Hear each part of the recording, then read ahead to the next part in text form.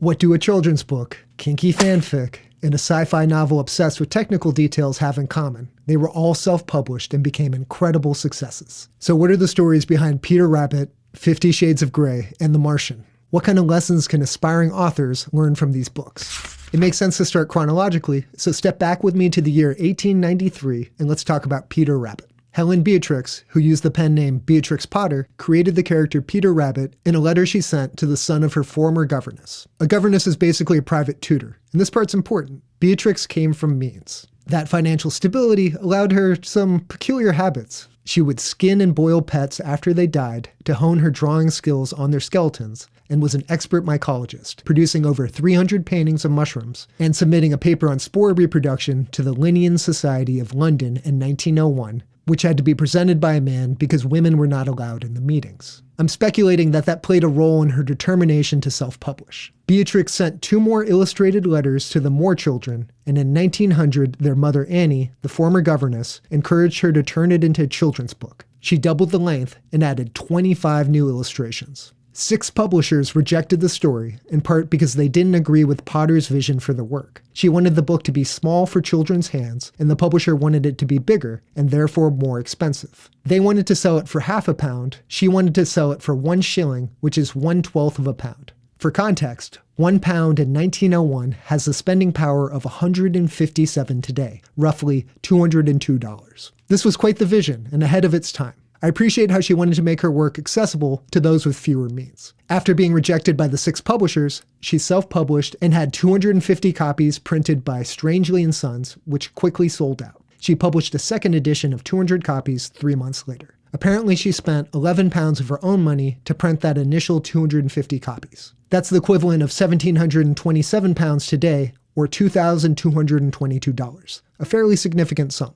While Potter was self-publishing, family friend Canon Rawnsley rewrote the story in rhyming couplets in an attempt to get publishers interested again. Rawnsley submitted his text with Potter's illustrations to the publishers Frederick Warren & Co., one of the 6 publishers who had rejected the original draft. They agreed to publish the book, but with one stipulation. They wanted to use Potter's simpler language. I love that. A feminist triumph. A guy comes in trying to, well actually, and they just go with what she originally wrote. In October 1902, Frederick Warren & Co. published their own version of The Tale of Peter Rabbit, complete with Potter's illustrations, and by Christmas time, it had sold 20,000 copies. It has since been translated into nearly 40 different languages and sold more than 45 million copies. Peter Rabbit saved this publisher from bankruptcy, and to further emphasize that they didn't know what they were doing, they failed to register the US copyright, allowing it to fall into the public domain. As a result, 80 American publishers released 308 unlicensed entries into the Peter Rabbit bibliography. Yeesh. So what are some takeaways from this amazing story? While Potter's story of perseverance is inspiring, it's important to remember that she came from a wealthy family and leveraged some of that privilege. That doesn't take away from Potter's vision and conviction, but her family connections definitely opened doors. So what can we learn from this? Publishers make mistakes, whether it's nearly missing a golden goose or partially squandering it by not filling out the right paperwork. No matter how you publish your book, you want your team, even if it's just you, to be business savvy. Jumping ahead 100 years into a very different portion of the bookstore, 50 Shades of Grey. I've read the Twilight Saga, unfortunately, but only portions of 50 Shades. All I can say about E.L. James's writing is holy fanfic has existed for a long time, some famously centered on Captain Kirk and Spock living long and prospering together, but internet forums really changed the game for these communities. Here's an inside look taking us through this wacky scene. Twilight fanfic commonly has little to do with Twilight. Even Twilight's fandom hates Twilight. We could have totally moved to another fandom or began writing original stories, but we'd already made friends and established trends in the community. From an outsider perspective, I'd speculate that Harry Potter fanfic played a role in the foundation of what Twilight fanfic became. Twilight all-human AUs, alternate universes, were ultimately invented. They got crazy popular within the community because they were essentially just generic romance novels with characters we already knew. By 2010, probably a good 75% of Twilight fanfic being produced was all human. It was literally a chore to find fanfic that had anything to do with vampires. This is kind of surprising to me. 50 Shades was part of this. It's ripping off another really popular Twilight AHAU, all-human, alternate universe, called The Submissive, written by Tara Sumi. That's a little ironic, but also a good name. It was the first very popular BDSM Twilight fic. Whenever a fic reached mega popularity, there was always a brief spike of fics using those tropes. This poster mentions that tattoos became a major theme for a while, things of that nature. So basically, the submissive spawned off tons of BDSM fic. 50 Shades was one of them. This is really important because it indicates a very strong practice of collective collaboration in the community at the time that would later be at the root of a lot of anger when E.L. James published. Just about everything in her books is derivative, and not derivative of other media, and not even just derivative of Twilight, but directly derivative of other Twilight fanfics. In Reddit speak, think of these kinds of stories as reposts. It's generally frowned upon to repost without giving credit here, but reposts can still get a load of karma because some people haven't seen the original, or other people like the content more than they disliked reposts. 50 Shades of Grey got a load of karma. Ask me how. Well, the short of it, E.L. James is a marketing professional. The long of it, E.L. James made reposts of already proven popular content. E.L. James posted short updates to the story very frequently, keeping it at the top of the story search list. 50 Shades of Grey had 110 chapters. That means that a lot of people actually reviewed that thing 110 times. So even if she had only 100 super loyal readers, that's 11,000 reviews. People see a story with 11,000 reviews and want to click it to see what all the fuss is about. I think it had something like 20,000 reviews when it was pulled down for publishing. Hence, 50 Shades of Grey went viral. To put into perspective the social power of the Twilight fanfic community, consider this. There was a fandom-run charity auction held annually that lasted 1 week. Mostly authors would auction off stories. The 2009 auction raised $80,000. The 2010 auction raised $140,000. E.L. James participated in this 2010 auction. A story from her fanfic, 50 Shades of Grey, raised $30,000 of that all by itself. Fun fact, a signed copy of Eclipse only went for like $100. Twilight fandom, where no fans of Twilight go. Now with the ability to connect the social power of the community with a monetary sum of her story's worth, E.L. James shortly thereafter decided to publish through Amazon in a small Australian press. She then leveraged the community's sense of nostalgia and loyalty, urging everyone to buy the book and give it good ratings. There were multiple campaigns from her friends, tens of thousands of what she saw as fans, to blast her Amazon page and send the book up the ranks. It of course worked. Once a genre fiction book gets to #1 on Amazon's bestseller list, you're done. Mission accomplished. Book and movie deals to follow. Enjoy your money.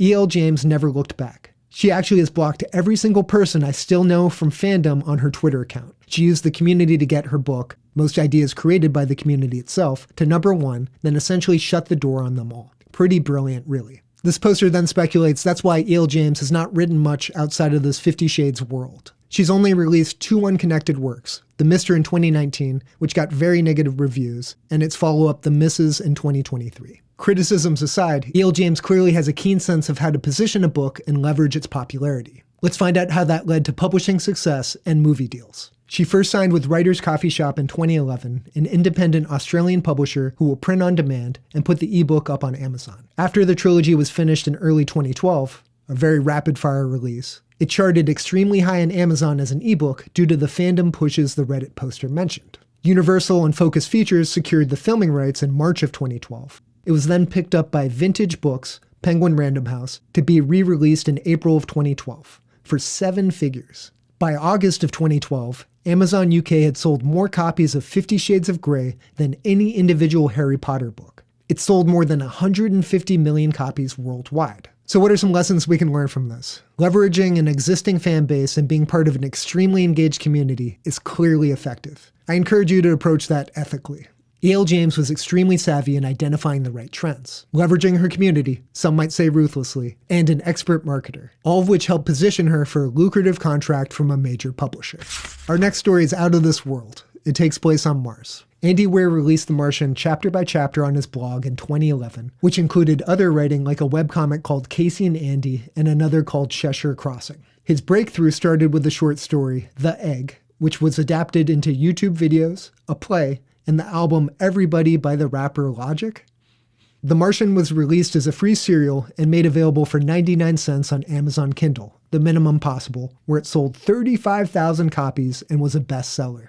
That's pretty amazing. Before any print editions, a small Canadian audiobook company called Podium believed in the book and contacted Weir for the rights. It then became a top seller on Audible as well as Amazon. However, his contract was bad. This is something aspiring self-publishers should pay a lot of attention to. The contract had non-standard elements. For instance, the audiobook deal had a 7-year expiration date at a time when 12 to 18 months was the industry norm. Additionally, the contract allowed Podium to block print publication. That's a clause there's just no justification for. He was later approached by a literary agent, and the rights were sold to an editor at Crown Publishing Group, a subsidiary of Random House. Once again, this audiobook company, Podium, held exclusive rights. They could block this contract. Fortunately for everyone involved, they sold the rights back. The Martian was printed and debuted at number 12 on the New York Times bestseller list. It sold more than 3 million copies and was made into a successful movie starring potatoes. One upside of Weir's weird audiobook contract is he's made more money from that than the movie rights.